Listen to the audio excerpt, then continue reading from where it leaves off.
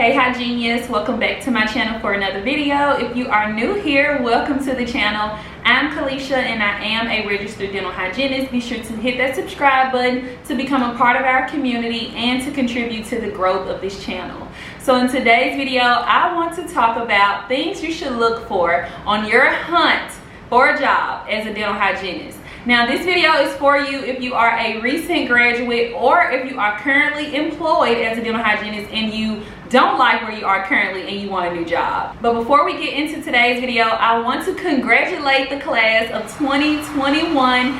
You did it. You are out of there, okay? That hurdle is behind you. The hassle was worth the tassel, okay? And now you are currently a registered dental hygienist. You have taken your boards, you have gotten all of your classes done, you've graduated. You're probably still waiting on your license. Usually licensure takes a little while after you graduate, takes about a month or two to receive your license in hand. And of course, you can't physically go out and work without your license in hand. But it is okay to go ahead and start looking for a job without physically working. When you're in the market for a job, it can be harder depending on your location. Also, if you don't know what to look for, it just makes it even much harder. So these are a few things you can look for when you're on the hunt for a job that can make process of elimination a lot easier.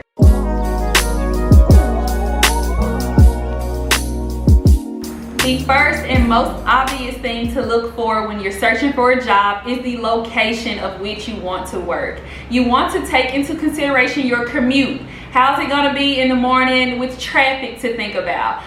If you have children, having to get them to daycare or school or wherever to the babysitter, how long is it going to take you to get from point A to point B? Also, if you want to relocate to a new city, a new state, you want to take that into consideration. You want to know what's around this establishment. Some locations are better for business than others. If you're in a kind of rundown area where you're afraid that your car may get broken into, or if the patients are kind of shysty and they may steal your purse, hey, I'm not being judgmental, I'm speaking from experience, okay? One office, the very first office I worked in was in a not so safe area, and my purse was stolen out of the office, literally out of the office. Somebody went behind the front desk and took my purse, okay? My car was broken into out there. Stuff can happen. So you want to take location into consideration. You want to be in a thriving area where it's good for business. There's a lot of shops or food around to go and look and search around and have something to do on your lunch break. So I would definitely take location into consideration.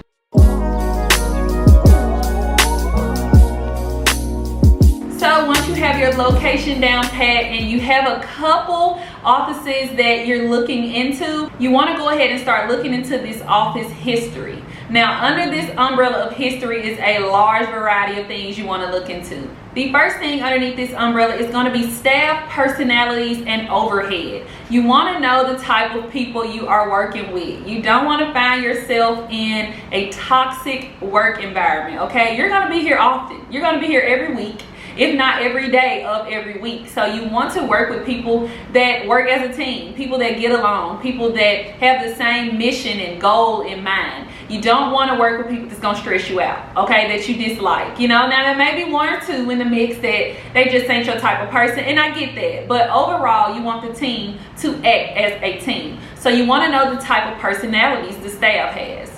You also want to look into the overhead. Is this a corporation? Is this a private practice? Who is over us? How do I get in contact with them in case of an emergency? How do they handle their employees? Or are they just a standoff employer that doesn't want anything to do with you? They just want to know the numbers, yada, yada, yada. You want to know the type of people and the overhead that you're going to be working with and under. Also, you want to know the staff turnover rate. How often do their hygienists leave? How long do their hygienists stay? This is going to be a key indicator of how hard it is to work in this office. If they have hygienists that work there for 3 months and leave, that's a red flag. I mean, if they've worked there for 3 months and they had to relocate, or there was a family emergency or something of such, you can kind of find out what was the reason they left. If you can find out the reason that they left, I highly recommend you do so. But you can definitely gauge the work environment by the staff turnover rate.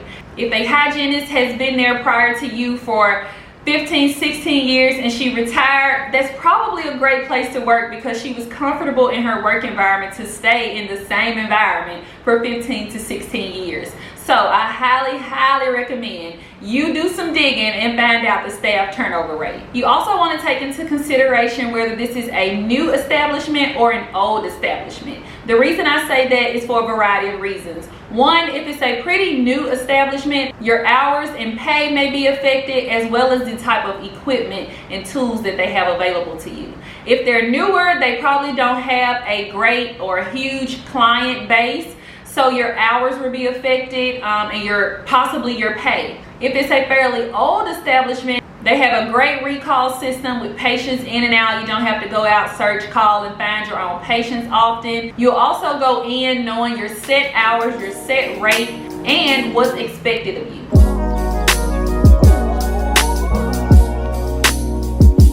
The third thing to take into consideration when you're looking for a job as a dental hygienist is the benefit package that this job offers. This is going to be insurance, all from health, vision, life sometimes, whatever, but insurance. Your paid time off, your 401k, whether they match it or not, what percentage they're willing to match at. It's great to find an office with a 401k plan that matches what you put into it. It's almost like free money, okay? They match it to a certain percentage and it's literally free money for you and your retirement. You also want to know whether you get frequent raises. You don't want to be in an office a year and a half and not see a 25-cent increase. Like, you need to see something, if not every 6 months, every year, okay? Now, of course, there's probably a base salary that you max out at. I mean, hygienists can probably only make so much in your state, so don't get me wrong thinking you're going to end up, as long as you work, you're getting an increase every single year. Don't get me wrong, it's going to vary from office to office, but depending on whether you're on a salary or production rate, you can kind of gauge what you make, and I'm going to make a video all about that next week on the difference between temporary, salary, and production or commission based dental hygiene. So be on the lookout for that video. Also, you want to take into whether they offer bonuses or CE courses. Do they pay for scrubs once every year and things of such like that. You want to know any benefit that comes with the job, any incentive to make you want to become an employee at that office. Before signing any contracts and accepting a position, ask for a working interview if it's not already required. As I mentioned in the beginning, you won't be able to do a working interview unless your license is in hand. Otherwise, it's illegal, so don't let anyone talk you into doing it. But if you don't know what a working interview is, a working interview is you actually working on the job for 1 to 2 days with or without pay, just to kind of get the feel of it. Working interviews are a great way to get a genuine taste of what the atmosphere is like, what the people are like, what the patient workflow is like, what type of instruments you'll be using, what kind of equipment or tools you have at your disposal. Also, the infection control, which is definitely important. You'll be able to see literally the ins and out of everything. Now, don't get me wrong, the staff may be able to put on a show for you in those 1 to 2 days, but overall, you'll at least get to see how it flows in there. And you can use this working interview, these 1 to 2 days, to do all of this digging, to find out the history on this office. So I definitely recommend working interviews, and I'd probably run from an office that doesn't allow you to do a working interview because it's probably something they're trying to hide. So with all of these things in mind, and with who you are and what you want to accomplish as a dental hygienist, you want to take all of that into consideration when making a choice for a job. This isn't anything you want to go into just for the money, okay? You want to have your happiness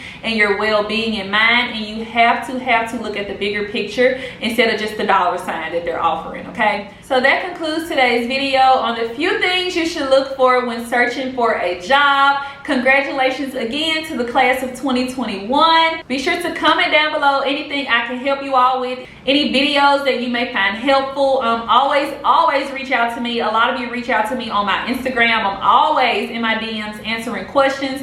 I am here for you, okay? So make sure you follow me over on Instagram. DM me any questions you have. Leave me some video suggestions down in the comment section below. If you found this video helpful, be sure to let me know by giving it a thumbs up. Be sure to hit that subscribe button and turn on the bell next to it. You don't want to miss the videos that are coming, guys. They're going to be so informative for you as a new hygienist or an established hygienist. So be on the lookout for those. Thank you so much for watching today's video, and I'll see you in my next one.